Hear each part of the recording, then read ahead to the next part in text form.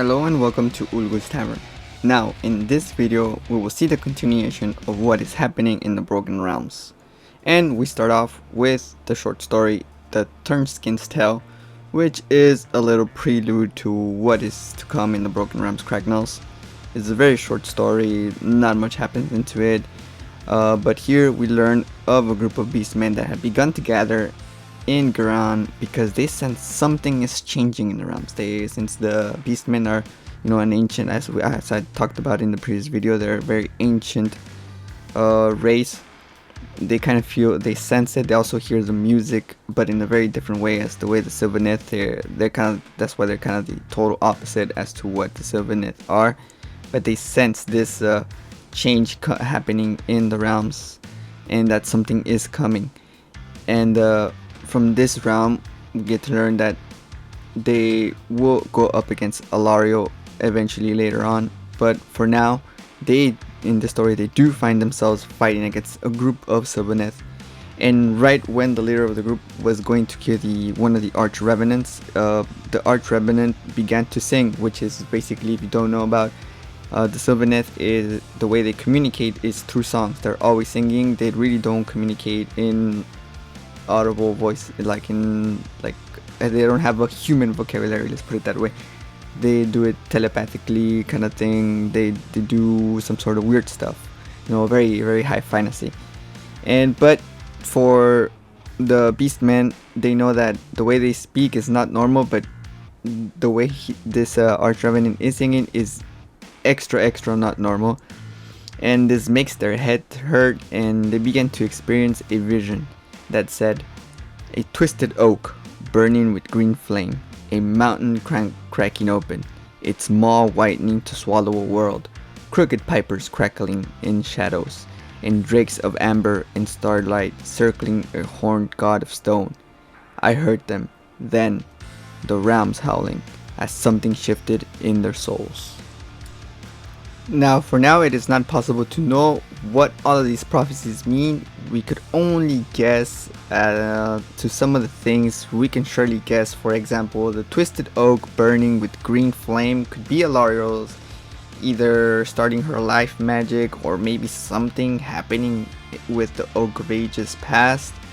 It could be kind of like how the Necroquake was seen some sort of way. It maybe this is not really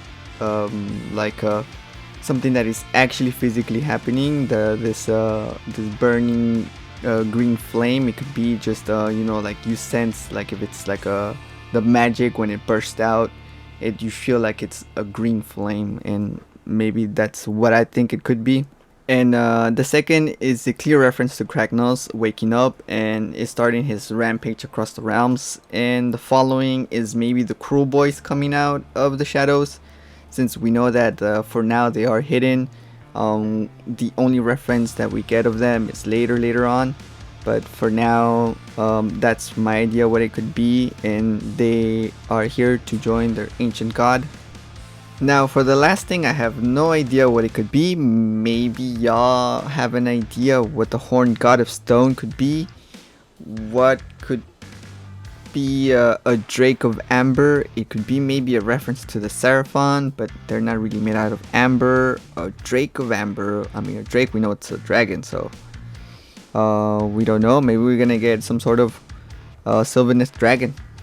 Who knows? That would be pretty cool. Or the Draconith from that ancient civilization that the Drokuth were fighting against are gonna get some sort of faction, but I don't know, since they didn't really specify if there was some sort of like humanoid or dragon kind of thing. Maybe they were like some sort of like lizard, kind of like Seraphon kind of thing, but who knows what it could be. But this prophecy is going to be interesting to follow. Nonetheless, for the rest of the story, it goes on to say they must stop alarielle and her life magic, because not even herself knows the extent to the power of the magic and the consequences it could have. And this leads to the beginning of the Broken Realms Kragnos, which starts with a bang. It starts off with alarielle beginning to sing her song as she fights her way against the followers of Nurgle, um, because she's trying to reach one of the half of the Oak of Ages past. Because since when the end times came, her realm was flying, and the Oak of Ages past was split into two, and one of them happened to be in an area where Nurgle started his invasion of Giran, and they basically have control of that area. So she feels like that is the area that they're gonna go for, and that's where it's gonna be the center of her life magic.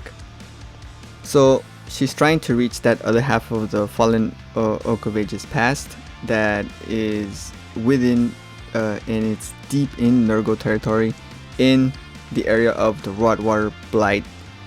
The fight took days, and finally they managed to hold off the enemy.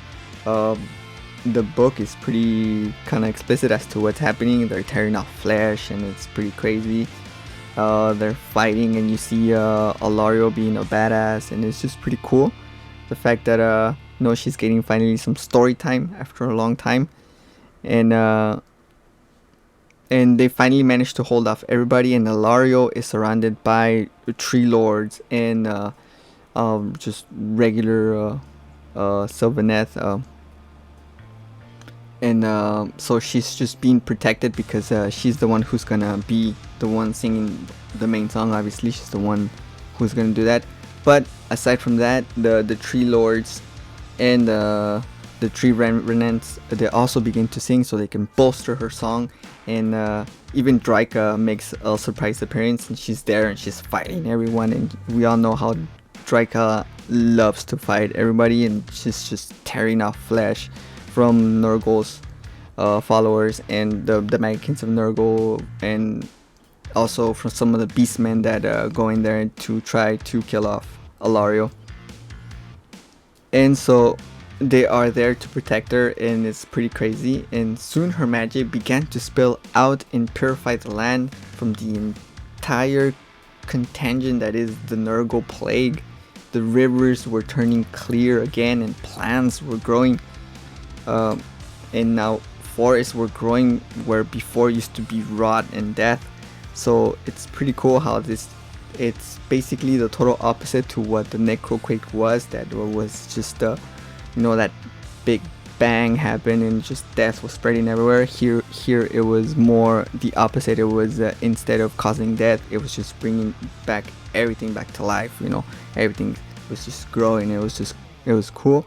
One of the passages says, "Under her feet the oak began to move, nourished by the souls of the departed. Climbing down to the lower roots, she circled the spear of Kurnoth in the water, and the river Vitalis ran clear once more, swirling around and around to form a whirlpool of jade energies that banished the stain of Nurgle's corruption."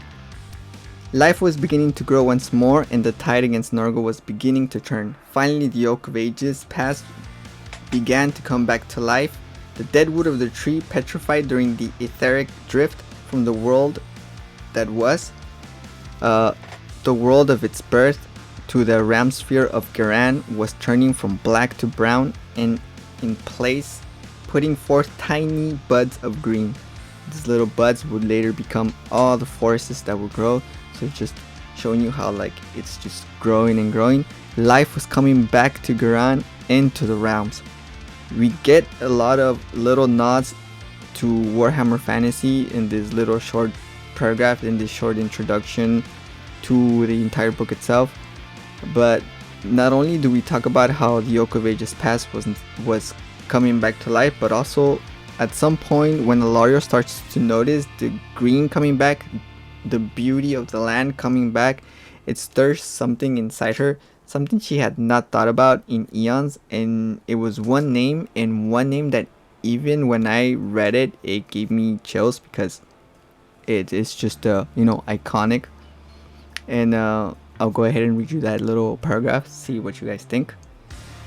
The magic of the Oak of Ages past added its eons old power to the swell of life. Into alarielle's fierce jubilation, the wetlands became a landscape of burgeoning seedlings, then a swath of saplings, then a young of vital woodland stretching far into the distance. There, a scent to it that brought back a rush of memory, a fragment of alarielle's former life reborn. A name sprung to the forefront of her mind, and with it a bittersweet surge of emotions. Athalauren.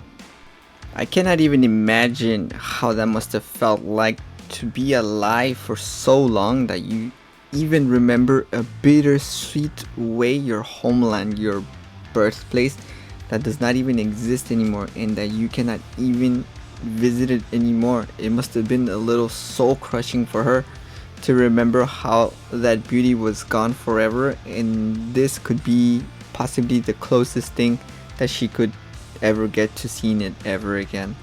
So when I read this, it was pretty bittersweet as well, but it was kind of soul crushing to the fact that, you know, we forget that all the gods that we know of Warhammer Fantasy do remember actually the world that was. Teclis, Alarielle, Moratti, Malarian, all of them, and Nagash, all of them remember that old world and everything that they had. But I think it's mostly more painful for the Elven Pantheon to remember all of their memories, because they're the ones who lost their homeland, and as we know, the elves were always very proud people. But yeah, it must when I read this, it was very emotional. So yeah, I wanted to share that little tidbit with y'all. And so now I will continue with telling you what happens in the book.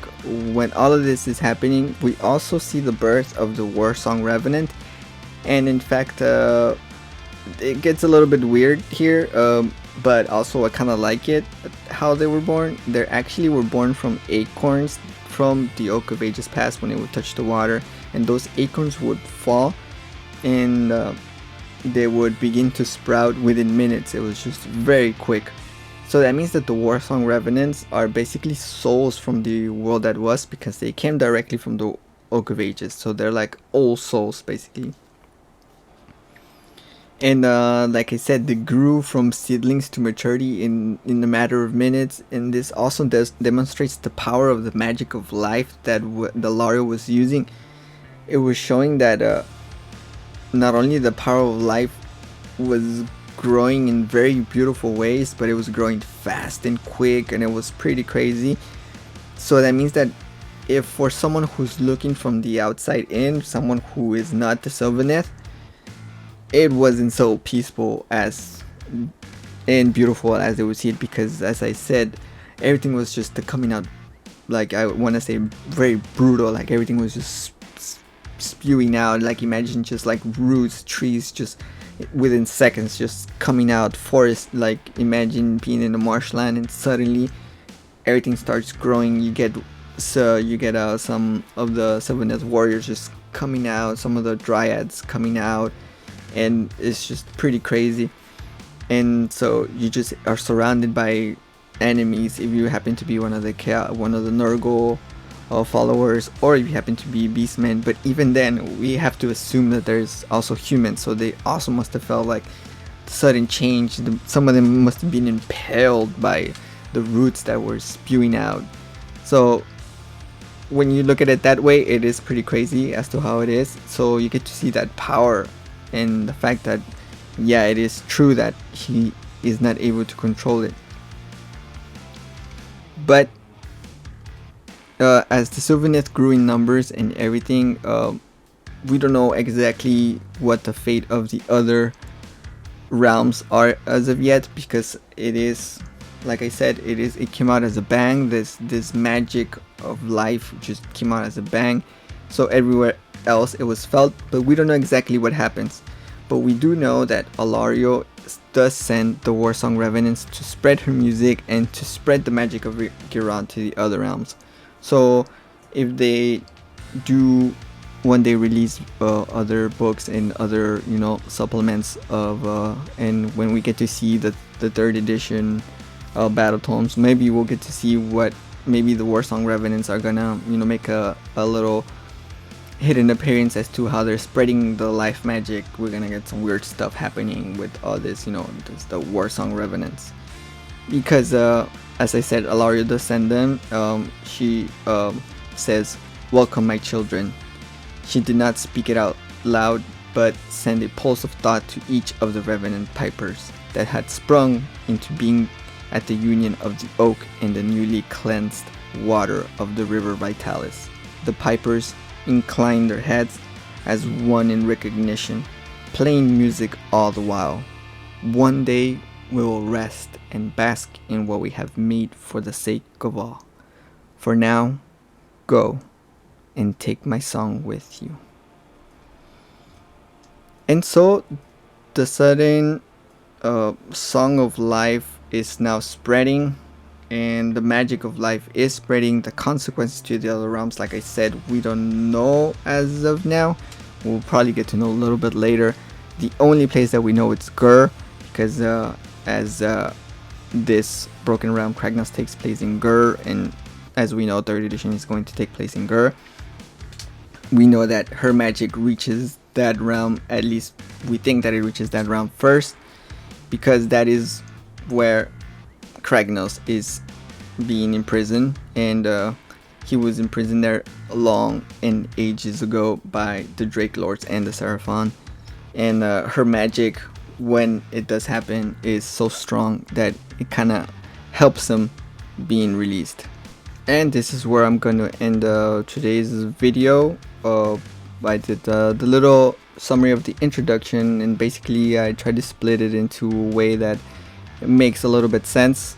The next one is going to be now what is happening in Excelsis, and I will end it with basically the Kragnos and the Destruction Alliance invasion of Excelsis, because the book does have a ton load of action, so it's pretty cool. Actually, this is probably my favorite book out of the bunch after Morathi and then Be'lakor.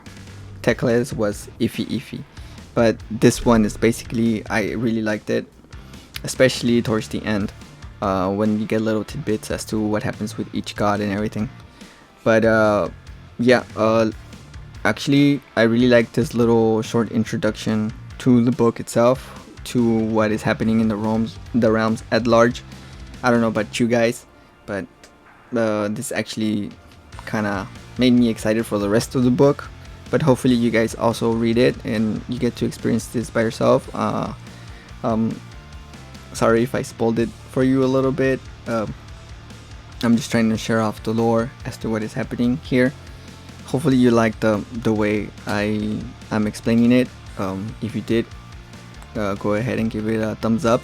Hopefully you get to subscribe to my channel, and also leave a comment below saying what you guys think about what's happening in ground. What do you think about Alarielle's magic? What do you think about the Warsong Revenants?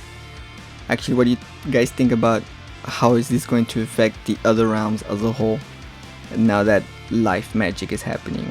Especially I'm curious to how it could affect Shaiish.